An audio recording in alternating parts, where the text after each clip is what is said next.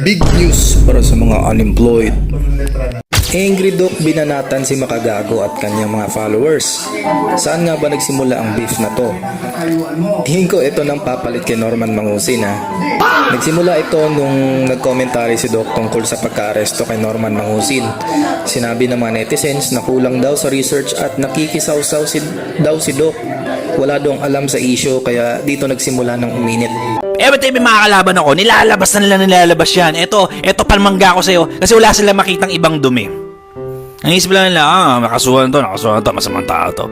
Kasi nga mabababa ang IQ ng maraming tao sa Pilipinas. Naniniwala sila sa ganitong klaseng tao na, pajit, syempre, di ba? Pajit na ng trabaho is manggago. Tapos yung mga followers niya, puro gago. Kahit anong paliwanag siguro gawin mo sa mga taong to, hanapin lang nila yung something na ikasisira ng isang tao. Kasi nga yun ang trabaho nitong makagago, manggago. Nagsimula lahat ito kasi nag-comment ako na sabi ko, bakit Ba't kailangan nyo iharap sa ng mga pulis ng Napolcom yan si Mangusin? Ano naman kaso niyan? Unjust vexation lang. Galit na galit yung mga followers ito. Hindi lang yun ang kaso yan, marami pa siyang kaso.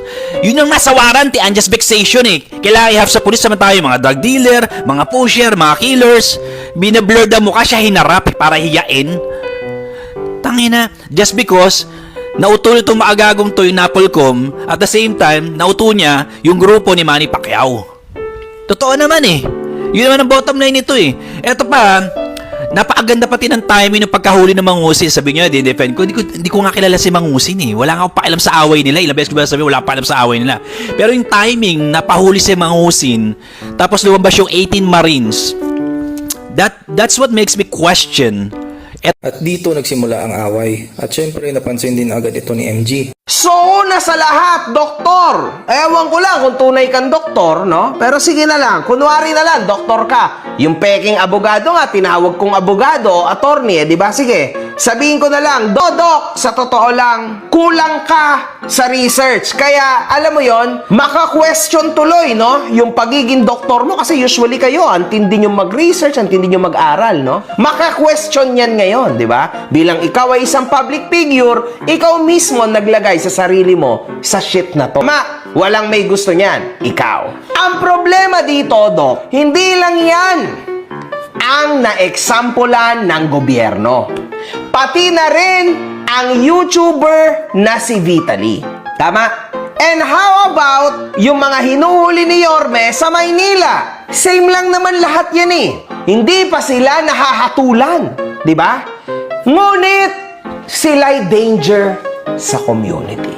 Una, alam naman na ng lahat kung anong ginawa ng YouTuber na si Vitaly. Tama? Napakatindihong pambabastos yun at kahihiyan sa bansang Pilipinas kasi everybody saw it. Baka pamarisan. Yon ang problema. Tama? So, kailangan i-cut yun agad ng gobyerno. Maniwala ka, Dok. Ilang beses ka nang nakulong, di ba?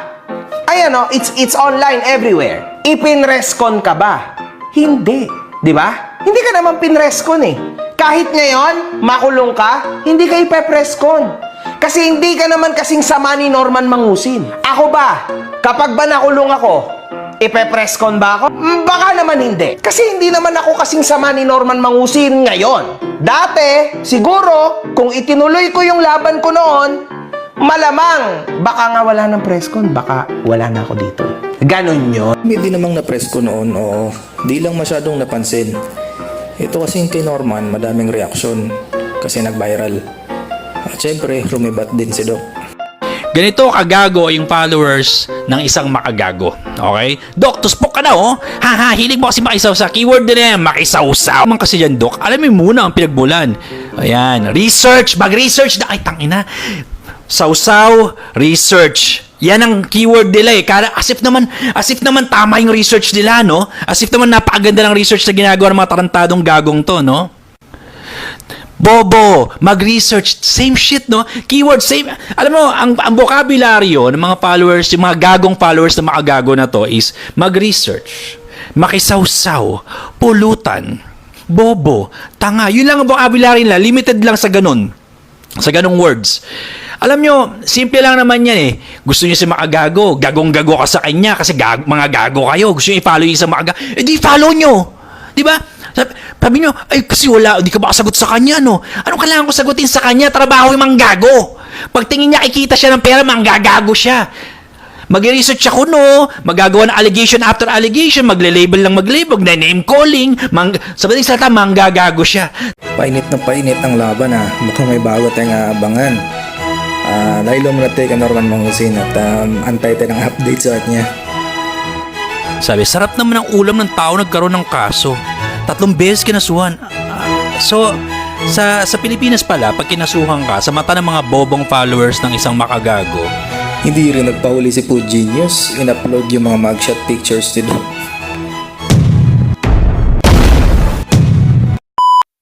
so, panay ang comment ng follower ng isang content creator na iyakin, na pagka napikon online, magsusumbong kay Manny Pacquiao, magsusumbong sa kinauukulan, magdidemanda, okay? Sabi niya, next ka na ni MG sa latest video niya. Good luck sa'yo, sir. Sana awayin mo rin si MG para ma-feel mo rin ng warrant of arrest.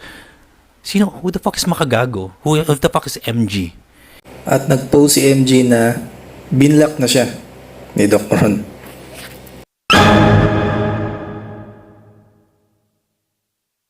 At pati mga subscribers ni MG, hindi na rin tinigilan si Doc. Spam ng comment sa mga videos niya. Eto yung mga banat ng banat, wala ka namang idea kung anong gustong patunayan sa argumento mo, hindi ka nag-research. Tuwa ko sa'yo sa word na research. Ang hindi ko banggitin tong word na research, hindi daw ako nag-research. Ako tong doktor, ako pa tong walang research. Sige, tingnan natin, ano ba ibig sabihin ng research? Research is a systematic, iterative process of inquiry designed to discover, interpret, and revise facts and theories. Involves defining a problem. Hindi ko na babasahin masyado kasi alam ko hindi ko maintindihan kasi mababa IQ nyo, no? Anyway, andyan naman yan, basahin nyo. What involves a research, no? Ito yung mga components ng research: conceptualization, literature review, methodology, data collection and analysis, saka reporting and dissemination. Okay. So maraming involved sa research. So yung mga taong nagagalit sa anong babasahin online, puro sila research. Alam nyo ba paano gumawa ng research? Marunong ba kayong mag-research? Marunong ba kayong gumamit ng AMA format sa mga research ninyo? O puro lang kayo dissemination ng fake news, misinformation? Ako tong doktor, ako pangahanapan nyo ng research. Ano pinag-aralan nyo? Grade 1 lang inabot nyo? Mga gagong followers lang na maagago? Ako pahanapan yung research? Stupid bitch-ass Pinoy niggas, follower ng makagagong pajit. Go fuck yourselves in hell, mother... Okay to, exciting to kasi parehas trash talker at saka another episode na naman after kay Norman Mangusin. So abangan natin to, Makagago versus Doc Ron.